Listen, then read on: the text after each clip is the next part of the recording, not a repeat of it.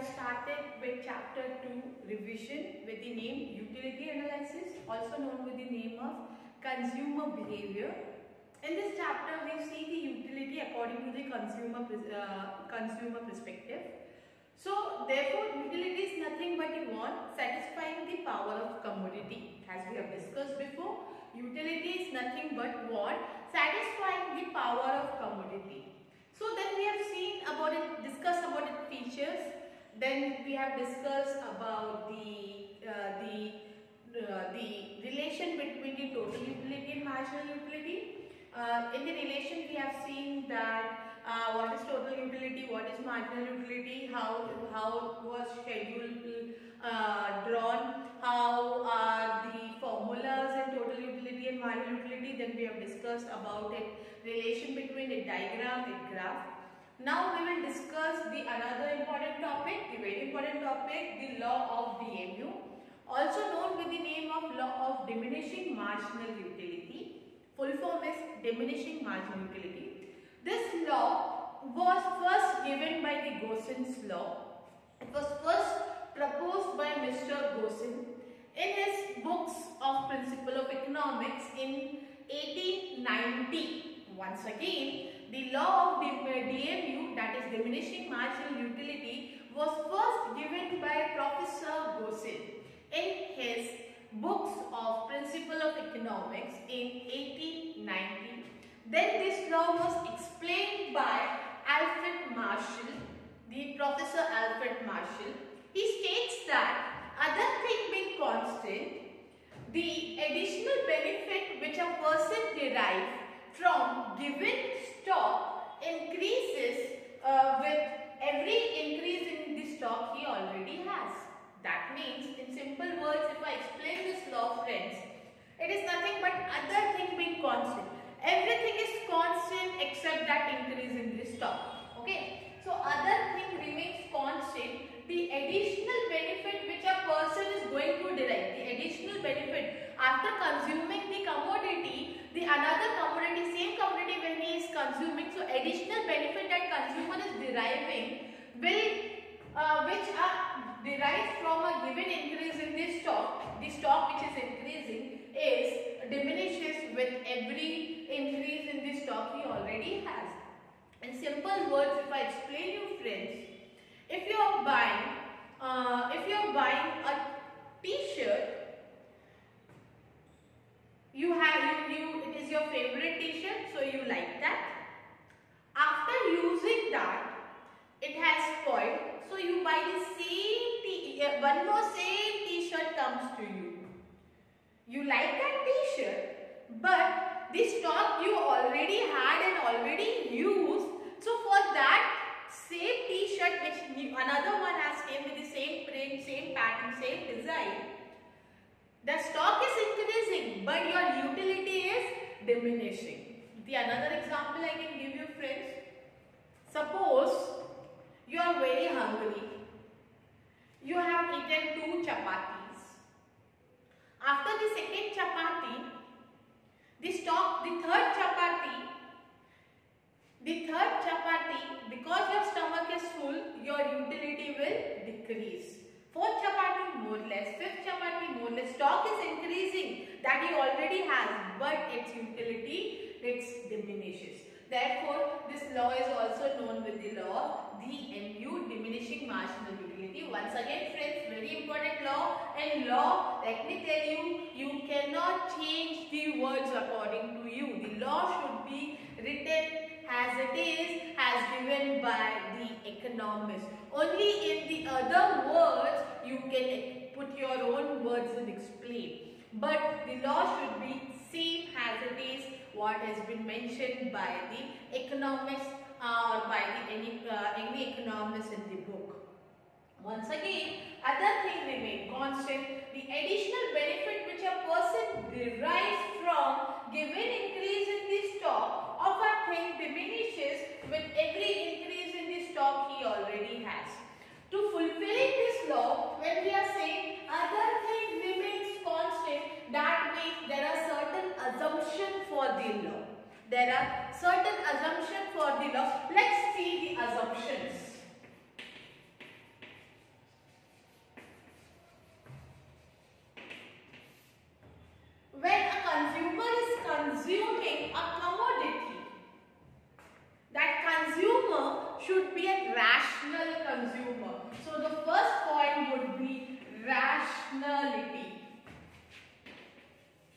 The consumer should be a rational consumer.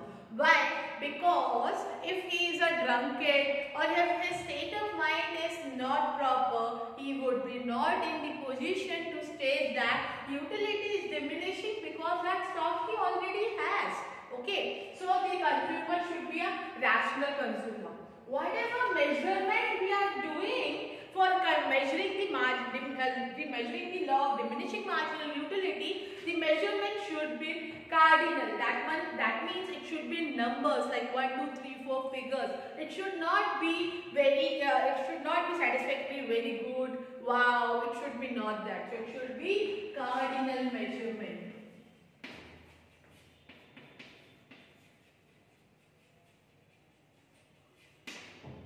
Then the first one was rationality.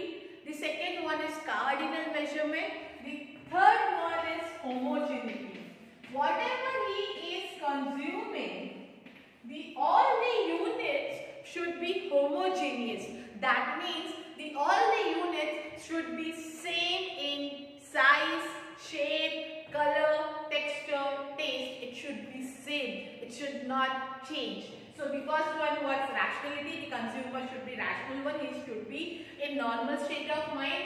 Cardinal measurement. The measurement should be measured in numbers, in figures. It should not be in words or in phrases.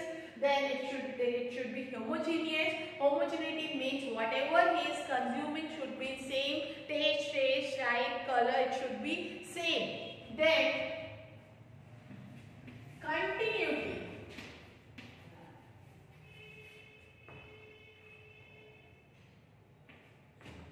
Now, in continuity, friends, whatever consumer is consuming should be in continuous terms. Suppose he is consuming chapati, it should be consumed in continuation. It should not be that one is having in morning, second in afternoon, third, fourth in evening, and sixth, seventh in night. It should be not that. It should be continuous, one after the another in the same time.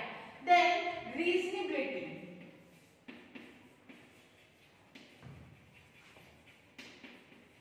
Now, reasonability means, friends, whatever he is consuming should be in reasonable size. It should not be like the first he is having in 1 tablespoon, then the next. It should not be like having tea, first tea in 1 mug, then in cup, then in spoon, then in tablespoon. It should not be. It should be in same reasonable size. Therefore, it should be a reasonability. Then the sixth one is constancy. Whatever consumer is consuming, its taste, habit, and preference should be constant. It should not be changed. It should be same. So constancy. The seventh one is divisibility. What does divisibility means? Whatever is consuming can be divisible one. It should not be like it cannot be divided. It should be divisible one to consume easily one after the another. The last one is whatever is consuming should be a single one. What does that mean, single one? Single ones means, friends, if he is consuming milk, it should, in the term of he is consuming milk in form of coffee, it should be coffee only. All the commodity what he is consuming one after the another should be coffee only. It should not be like from milk he is making sweet, he is making paneer, he is making curd. It should not be in that way. It should be for the single term, single purpose. Once again, reasonability, cardinal measurement, homogeneity, continuity, reasonability, consistency, divisibility, and single ones. This were the assumption for proving the law. Other thing remains constant. What are those other things that remain constants? Are these 8 things. Then he has said that derives from a single increase in the stock of a thing diminishes with every increase in the stock he already has. Friends, before explaining this law in more detail, I would like you all to read page number 12 to understand, for more better understanding. I will give like 2 minutes, 30 seconds, not 2 minutes, I'll give you 30 seconds to 40 seconds to read, understand, then we'll continue with the schedule, a diagram as well as exceptions for the law.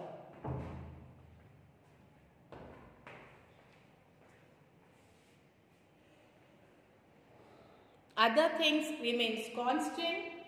What are the other things that is remaining constant? The assumptions. What are the assumptions? First is rationality. That means consumer should be a rational consumer. That means consumer should be in normal state of mind. He should not be abnormal. He should have been not drunkard. Then the second one is cardinal measurement. Cardinal measurement means whatever that measurement he is doing, it should be in numbers and figures. The third one is homogeneity. Homogeneity means whatever he is consuming should be homogeneous. It should be same. All the units should be same in size, shape, color, taste, etc. Then continuity. Continuity means all units of commodity that consume quick successions without any lapse of time. That means whatever is consuming should be in continuous form without any time gap. It should be one after the another. It should not be like having two, three chapatis in morning, then in afternoon, then in night. It should be in the same time with one after the another without time gap. That reasonability means all the units of commodity are reasonable size. They are neither big nor small. It should be of same size. Constancy means the consumer taste, habit and preference should be same. Divisibility means the consumer is whatever he is consuming should be a divisible one which can be divided into small quantities to have it easily. Then single wants mean a commodity can satisfy a single want of a person. A law assumes that experience a single want is complete suitable to give a point of time. So this was your assumption and the law. Read page number 12 and 13. Then we'll start with its exceptions, its schedule, its diagram. We will understand that.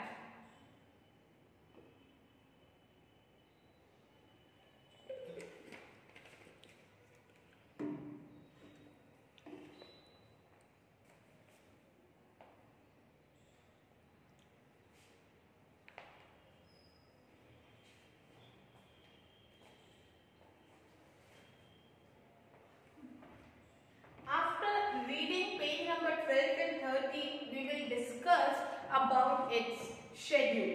Now, when we talk about the schedule, in schedule the consumer is consuming the commodities. So there will be only 2 units as well as marginal utility.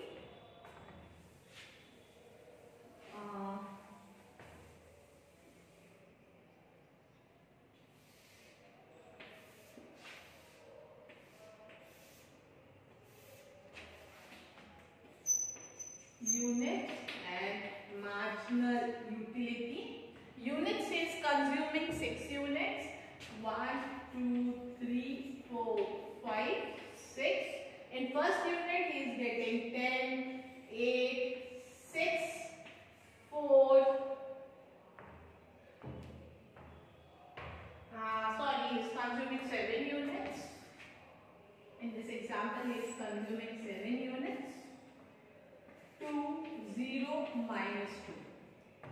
Now, in this law is saying that when he consumed the first chapati, for example, he has got marginal utility of 10. When chapati increases from 1 to 2, its marginal utility decreases from 10 to 8. On third, you can see it is 6.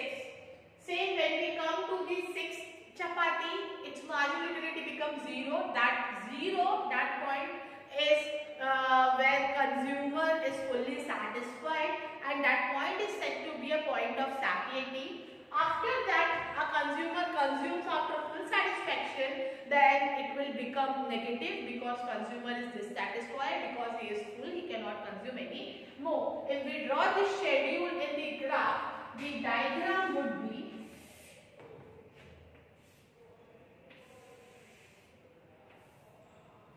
units on x-axis, and on y-axis we will draw marginal utility. 1, 2, 3, 4, 5, 6, 7. 1, 2, 3, 4, 5, 6, 7. 2, 4, 6, 8, 10, 12, 14, 16. 2, 4, 6, 8, 10. On first unit is getting 10. Second unit it is getting 6. Third unit 4. Fourth unit, third unit 6. Fourth unit 4. Fifth unit 2. Sixth unit 0 and minus 2. You can see that marginal utility curve is sloping downward from left to right. At unit 6, when it is consuming the 6th unit, it is touching x-axis. Then after 6th unit, it is becoming negative. You can say that at 6th unit, this point is said to be a point of satiety. That means consumer is fully satisfied. After the point of satiety, the consumer, when it becomes negative, the consumer is dissatisfied. Friends, how you will explain this table and schedule? In table, you will say that we can see that from the first unit, the marginal utility was maximum. From second unit onwards, marginal utility starts diminishing.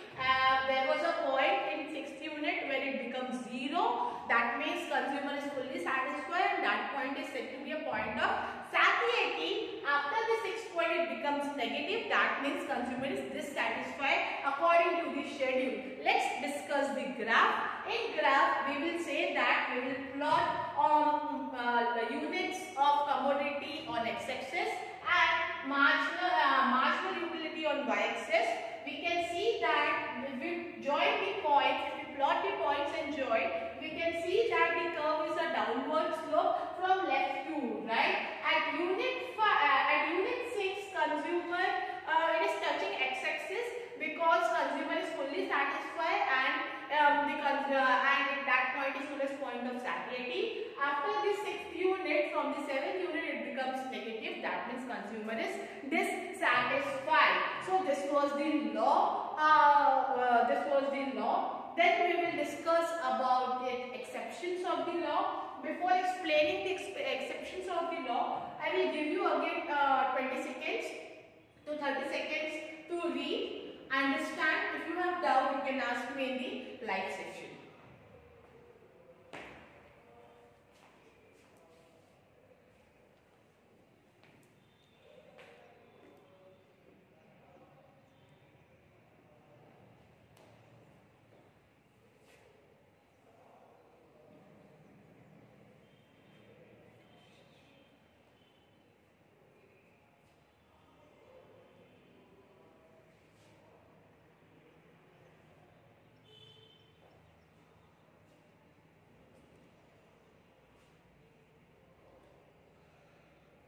If we have to show 7 units of commodity consumed, the units and marginal utility, you can take your own numbers, own figures. But remember, you have to show highest marginal utility in first unit, and it should be decreasing from the second. And in one point you have to show 0. That means point of satiety, and after that you have to show it as negative. Remember that while using your own figures and numbers. That is an important point, students. Now, after this, we will discuss the exception. Assumption we have already discussed with the law. Then we will see certain exceptions, where law is not applicable. Exceptions means where law is not applicable. It is going opposite to the law. So let's discuss that one by one. I will write down the exception in one box here.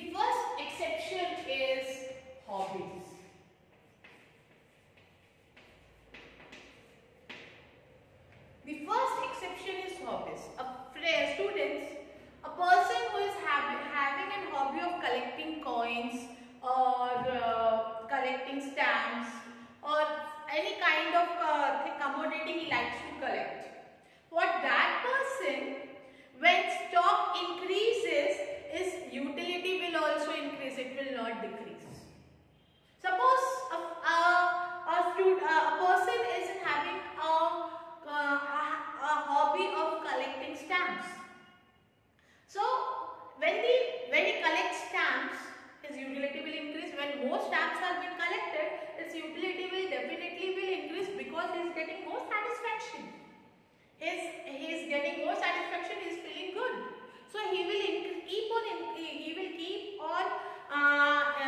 keep on collecting, and its utility will keep on increasing. So therefore, for the people who are having an hobbies of stamp collection, coin collection, or any kind of commodity to collect, for them this law is not applicable. This law will go opposite. It will not work on. Then the second one is miser. You know what is misers? कंजूस जिसको बोलते हैं, misers. For this kind of people, utility will not the law of DMU is not applicable for them, because for consuming one commodity after another commodity, he has to spend certain amount. Suppose he wants to consume chapati, he has to spend money. So when he is satisfied with first and second chapati, he will not spend money, because he is miser, he is conjuse. For them, he is satisfied with one, to why to have second one? For them, for those kind of people also, this law is not applicable. It will go opposite. It will not work on. Then the third one is addiction.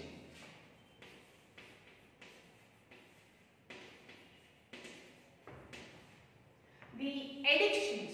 People who is having an addictions of consuming alcohol, liquor, or consuming anything, for those people, its utility will increase. It will not decrease after the second stock, third stock is increasing. It will not decrease. So the first one was hobbies, second one was miser, third one was addiction, fourth one is power. When your power is increasing due to certain promotion or due to something else, its utility will also increase. So it is a power. And the last one is money.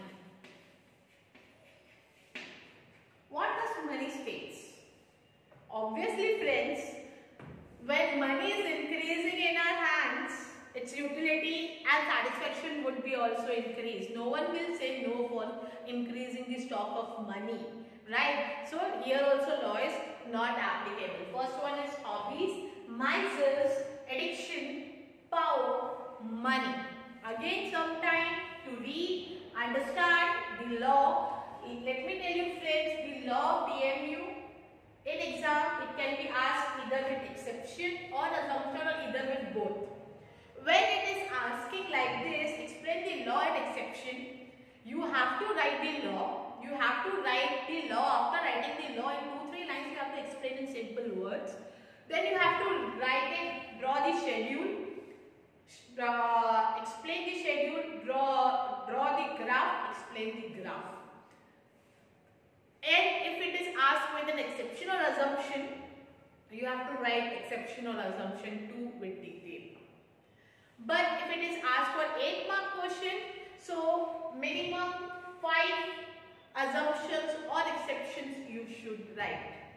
Minimum 4 to 5 assumption and exception you should write. If you write all, it is very good. But of 5 minimum you have to write for 8 marks. If it is asked with the law. If it is asked, explain the exception for the law of DMU. Only this question is asked, explain the exception or assumption for law of DMU. Students, first point you should do is you should not write the exception directly. Exception for the following are the exception for the law of DMU, and you should not start. You should write the law and then start with exception. That is only the correct method for not letting the examiner to deduct the marks. Correct? So this is the technique. I will give you some time to read for the exceptions. Then we'll start with criticism for the law. Then we will end over here only. Then we will end with the revision of chapter 2.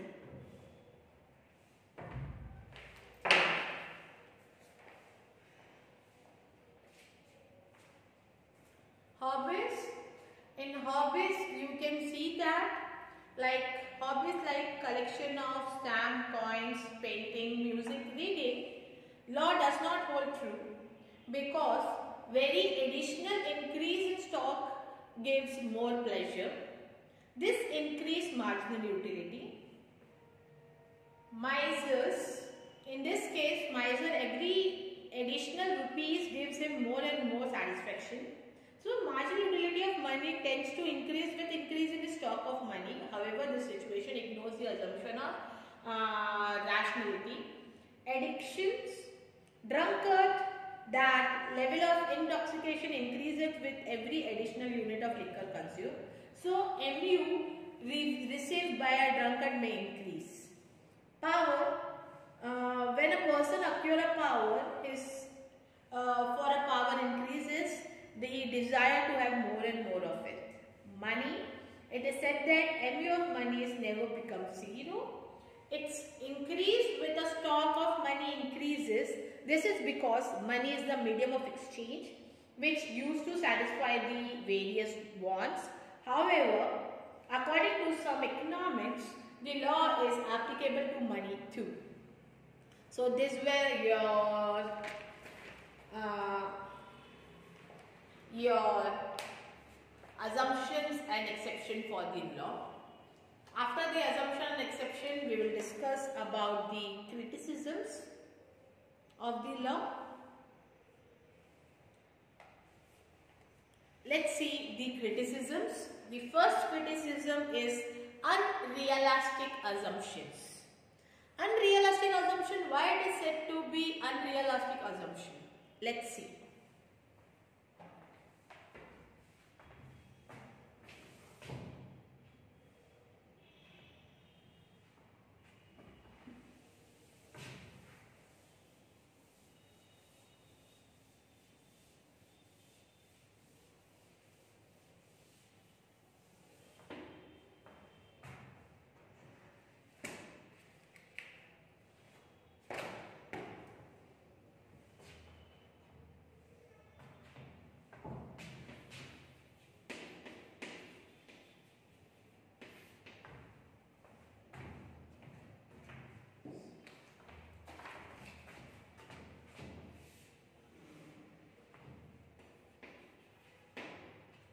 Criticisms. The first criticism is unrealistic assumption.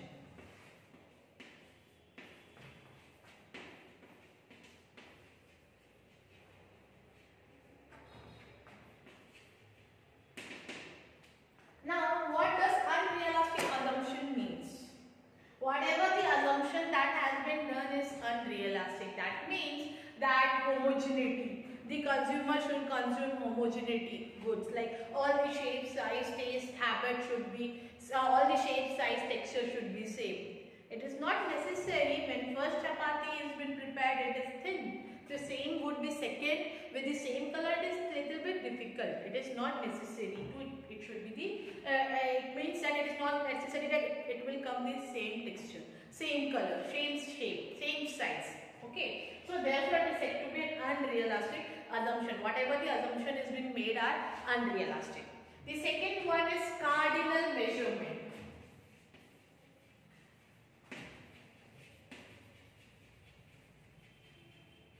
What does this mean? That means, friends, I have told you in assumption that the measurement should be cardinal according to the Professor Alfred Marshall.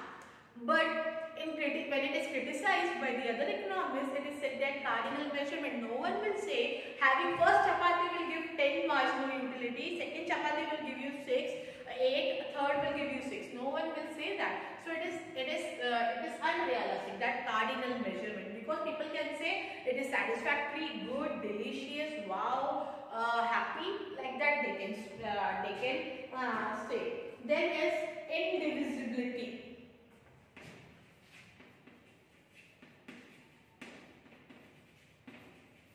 Indivisibility or indivisible goods. The indivisible goods, goods which cannot be divided, like car, TV, furniture, which cannot be divided, for those goods this law is not applicable, this law is not working on. For those goods we cannot count down, correct? So it is indivisible good. Then constant marginal utility of money. The next one is constant marginal utility of money. What does this mean? Constant marginal utility of money means that it is assumed that whatever is consuming, the marginal utility of money is constant. It is not increasing or decreasing, which is again an unrealistic. And the last one is single bond. Means, friends, single bond, when a consumer is taking one commodity, he will try to satisfy the various bond with the single commodity. So, but for the proving the law, he has told that if he is consuming milk in form of coffee, he should consume coffee only. But a rational consumer, what he will try to do with the milk, he will make sweet also, he will make coffee also, ghee, curd, paneer, everything he will try. So, single one. So, these are the certain unrealistic assumptions that was given by the unrealistic assumption taken by the law. So, here we'll end the last topic, that is relation between MU and money. We will discuss we will discuss that. I'll give you some time to read. Keep on reading, understand. If you have any doubt, you can ask me. The law of diminishing returns, also referred to as the law of diminishing marginal returns, or the principle of diminishing marginal productivity, simply states that increases in one factor of production generate lower and lower additional returns, assuming that nothing changes when it comes to the other factors of production. Let's imagine Bill starts a small restaurant and only has one waiter. The food is tasty, the restaurant looks nice, but with only one waiter, customers are not happy with the long wait times and quite a few don't return. As a result, Bill's monthly profit is an unsatisfactory $4,000 and he decides to take action by hiring another waiter. Yes, he has to pay another person, but now his restaurant is actually efficient and profits go up because his revenue increase more than covers the salary of the waiter, with his monthly profit jumping to $6,000. Bill then decides to hire another waiter, and again, it works because his profit goes up, just not as dramatically as before. Still, it goes from $6,000 to $6,500.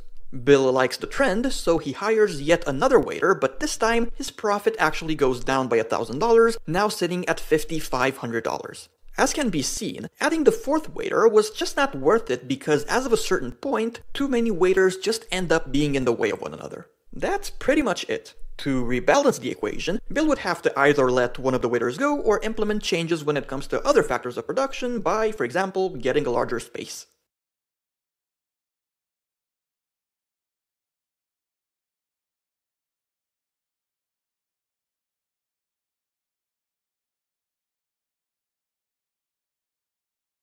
Good morning everyone. Today we are going to study the relationship between marginal utility and price. We are going to discuss between how marginal utility and price in order to understand how law of DMU form the basis of law of demand. In this, before we have studied that the relation between total utility and marginal utility with the units, and after that we have seen the law of DMU. In the law of DMU it was explained that the marginal utility goes on diminishes with every increase in stock of a commodity that a person already has. In this we are going to see how this marginal utility and price shows the relationship. Now in this table I have taken these 5 columns. In this, the first column we have taken units, number of units, marginal utility per unit of commodity X, marginal utility in terms of money, market price per unit, comparison. Now we will assume that 1 unit of marginal utility is rupees 10 and market price of commodity X is 50. Now we are I has already told you that number of unit we are going to take is 6, 1, 2, 3, 4, 5 and 6. Marginal utility per unit of commodity X suppose is 10, 8, 7, 5, 3, 1. How does marginal utility in terms of money has? Already we have assumed that 1 unit of marginal utility is 10. So 10 into 10 is 100, 8 into 10 is 80, 7 into 10 is 70. Same way the marginal utility in terms of money has come. has came. In next column, we have already assumed market price of per unit of commodity X is 50, so it would be 50 for all the 6 units. Now if we compare, in first 3 units the marginal utility is more than the market price. In 4th unit the marginal utility is equal, and 5th and 6th unit the marginal utility is lesser than the market price. We can see that when marginal utility is more than the market price, person will ready to buy a commodity, and when the market price and the marginal utility is equal, person will still think to buy a commodity. But when the market price is more than the marginal utility, the person will be not ready to buy a commodity. So we have seen that with this table we can come to a conclusion that when marginal utility is more than the price, it is said to be person will be ready to buy a commodity, which is said to be also known with the name of intra-marginal units. When marginal utility is equal to the price, that the person will be still think to buy a commodity. It is known as consumer equilibrium. And when marginal utility is less than the price, person will be not ready to spend for the commodity. It is known as extra marginal units. Here we have seen the relationship between MU and price. Hope so you have understood.